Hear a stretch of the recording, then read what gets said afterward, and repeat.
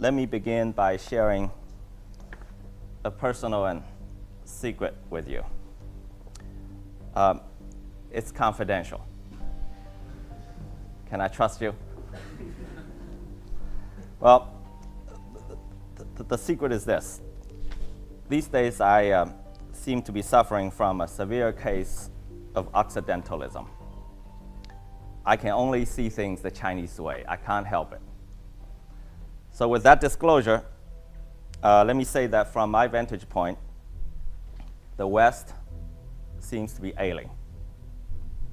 It took only one generation from achieving unrivaled superpower status for America to be shutting down its government and barely hanging on to its reserve currency. The richest country in the world cannot figure out a way to provide 15% of its population with medical care. On this side of the Atlantic, the most ambitious project since industrialization is so paralyzed that it cannot devise a way to help its own member states in which youth unemployment persists at above 50%.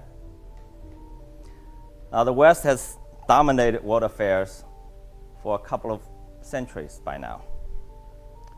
Not a bad run, but all good things come to an end. Are we at that point? Until recently, on the back of globalization, the West seemed poised to finally swallow its biggest prey, the 1.3 billion strong China. But it was not to be so.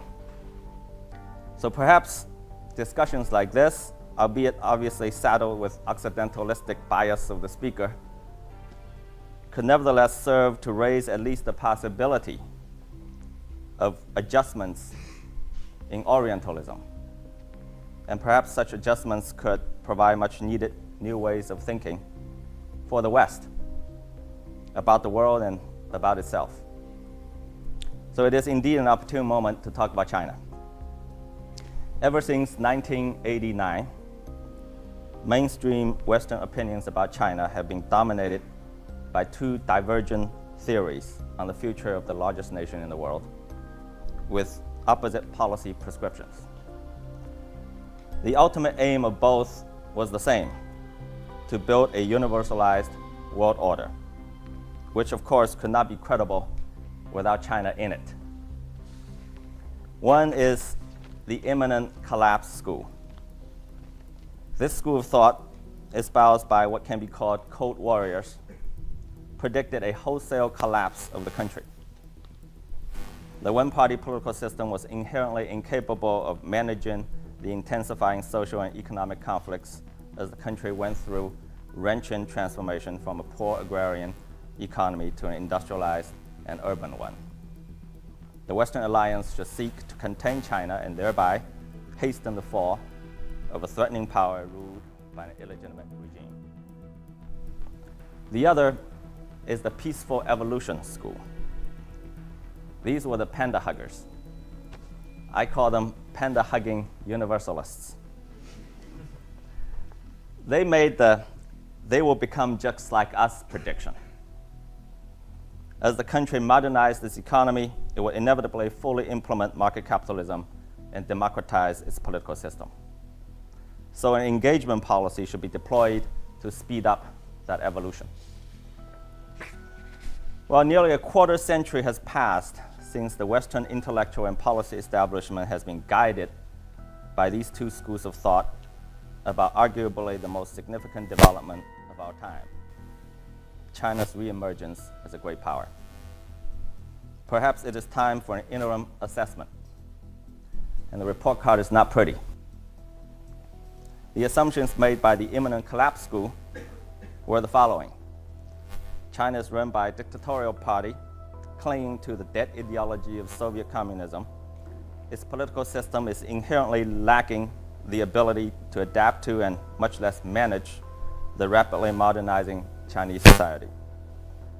The myriad social and economic conflicts will soon implode, and the fate of the Soviet Union awaited the party state.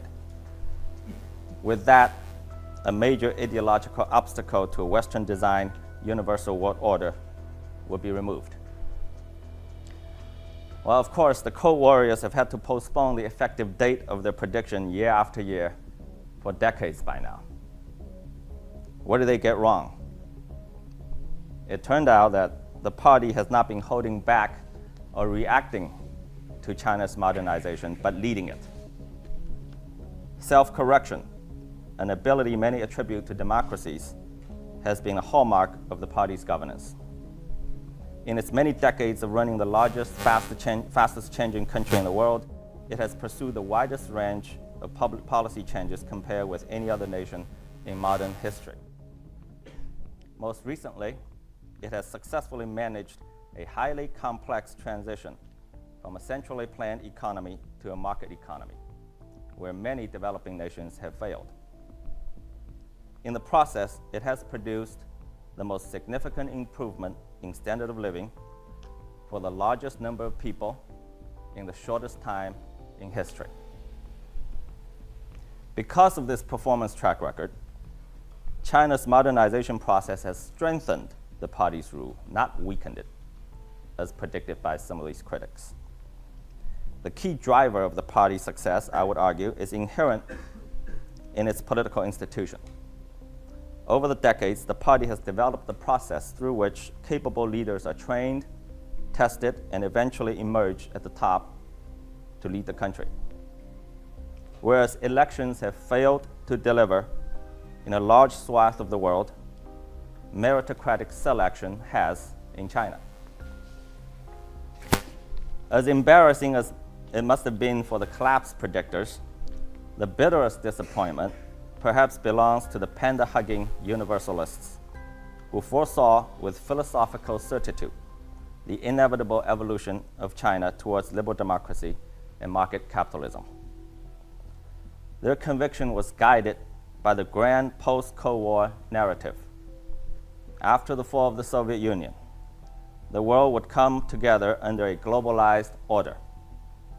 Western values are universal values. Western standards are universal standards. Indeed, many have capitulated to that narrative. A large number of developing countries transformed their political and economic systems, some violently, to meet the demands of globalization. But China walked a different path. As the party embarked on dramatic reforms, the country possessed a degree of national independence unmatched by most developing nations. This ability to control its own destiny has allowed China to engage globalization on its own terms. Its one-party political system remained intact, and the party institution matured and strengthened. Its economic integration with the developed world was carried out in ways that brought maximum benefits to the Chinese people. Market access was granted in exchange for direct investments that created industrial jobs and technology transfers. The government exercised political authority above market forces and led the largest investment expansion in industrial infrastructure and health and education in human history.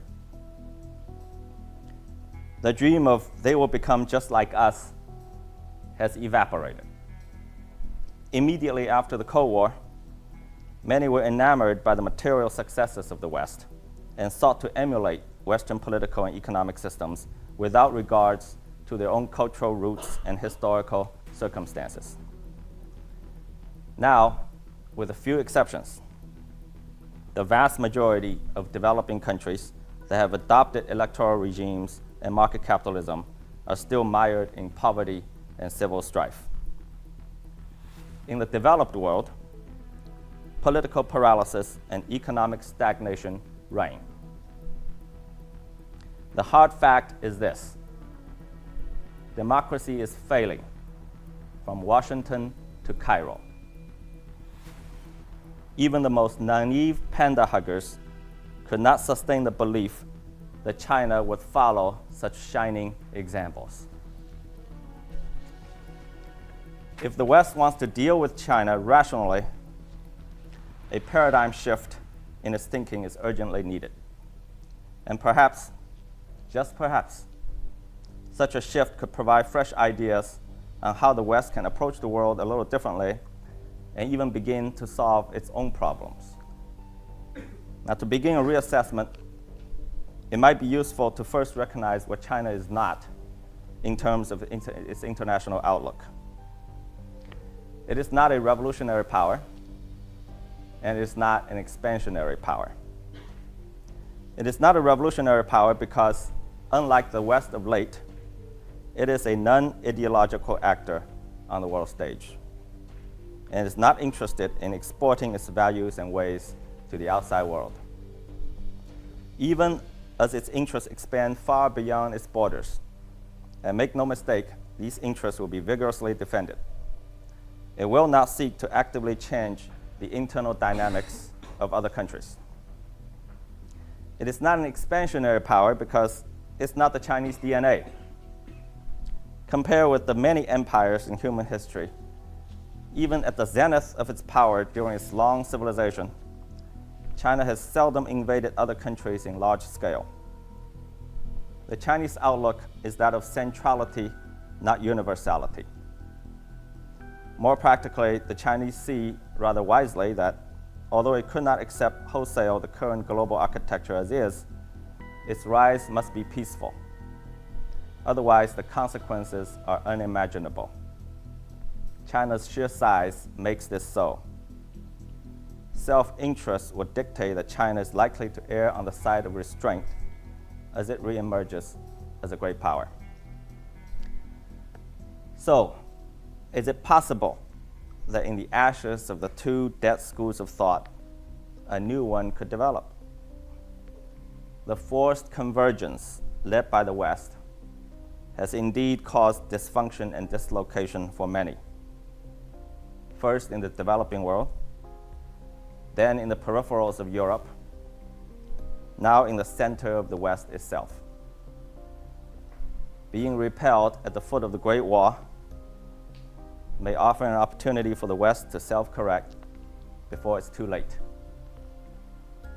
Could this moment not lead the West to see that for its own interests, a healthy respect for divergence might be a better path to foster a convergence of a more sustainable kind? History is littered with precedents of failures to accommodate rising powers, leading to tragic conflicts. But that does not have to be destiny. Give China time, allow it the space and independence to continue on its own path. Live and let live. Perhaps that will produce an outcome more suitable to all.